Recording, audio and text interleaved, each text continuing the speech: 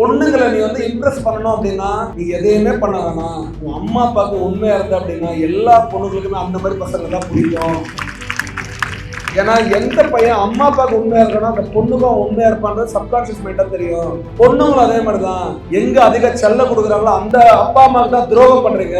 ஒரு அப்பா கதறாரு காலில் விழுந்து சொல்லு எனக்கு அந்த பையன் தான் ஒருவேளை சோறு வச்சா கூட அந்த ஜீவன் நம்ம மேல நன்றியா இருக்கு.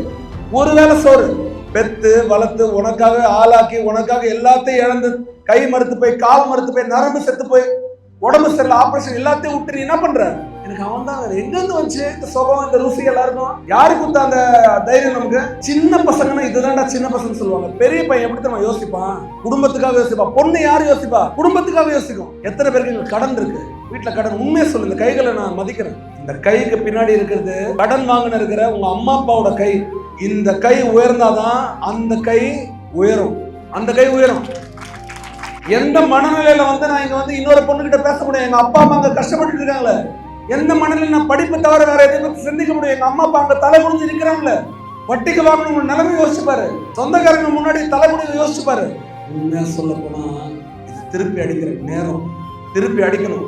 எதை தெரியுமா திருப்பி அடிக்கணும்? தேவையில்லாத எண்ணங்களை கெட்ட எண்ணங்களை திருப்பி அடிக்கிற நேரம்.